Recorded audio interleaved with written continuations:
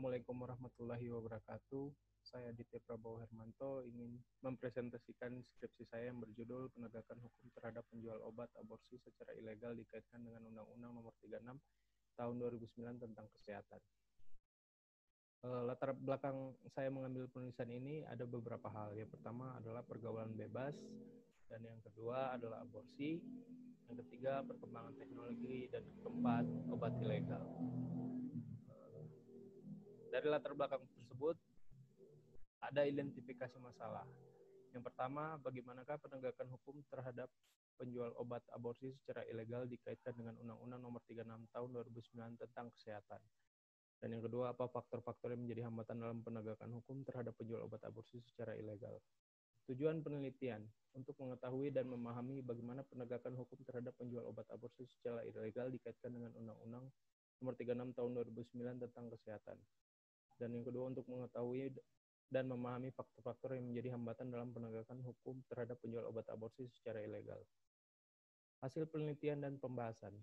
Yang pertama, penegakan hukum terhadap penjual obat aborsi secara ilegal dikaitkan dengan Undang-Undang Nomor 36 Tahun 2009 tentang Kesehatan. Pasal 75 dan 76 Undang-Undang Nomor 36 Tahun 2009 tentang Kesehatan adalah sebuah solusi yang ditawarkan oleh pemerintah untuk korban pemerkosaan dan wanita yang dengan indikasi medis terancam nyawanya, agar tidak lagi berbenturan dengan undang-undang yang menjelaskan bahwa tindakan untuk menggugurkan kandungan merupakan tindakan yang dapat dikenai sanksi pidana. Namun nyatanya pasal-pasal tersebut tidak benar-benar memberikan solusi bagi korban pemerkosaan dan wanita dengan indikasi medis yang mengalami kehamilan apabila masalah tersebut diberikan kepada orang yang tidak paham atau masih awam dengan hukum. Dan kedua, para penjual obat-obatan secara ilegal tersebut merujuk pada pasal 76 Undang-Undang Nomor 36 Tahun 2009 tentang Kesehatan yang menjelaskan bahwa setiap tindakan untuk melakukan aborsi hanya boleh dilakukan oleh tenaga kesehatan yang memiliki kewenangan dan keterampilan.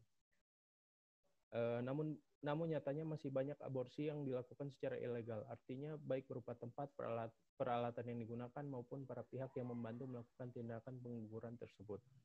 Dilihat dari pasal-pasal tersebut bahwa para penjual obat aborsi dengan sengaja menyalahgunakan dan mengedarkan obat-obatan tersebut yang digunakan untuk kepentingan aborsi dan sebagai penggugur kandungan dengan maksud untuk mengeluarkan janin sebelum waktunya secara sengaja, tanpa melihat pengecualian dalam peraturan tersebut yang berlaku, sehingga hal tersebut merupakan suatu tindak pidana menurut Undang-Undang Nomor 36 Tahun 2009 tentang Kesehatan. Dan yang kedua, faktor-faktor yang menjadi hambatan dalam penegakan hukum terhadap penjual obat aborsi ilegal. Yang pertama, kemajuan teknologi. Artinya dengan semakin berkembangnya teknologi zaman sekarang ini, semua orang dapat mengakses apapun dari yang legal termasuk yang legal, sehingga berakibat maraknya penjualan obat-obatan yang digunakan untuk aborsi diperjualbelikan secara bebas di internet. Padahal obat tersebut bukanlah dikhususkan untuk aborsi, sehingga pihak penegak hukum sangat kesulitan untuk melacak para pelaku. Inilah yang menjadi salah satu faktor beredarnya obat-obatan yang digunakan untuk aborsi yang bukan diperuntukkan untuk hal tersebut.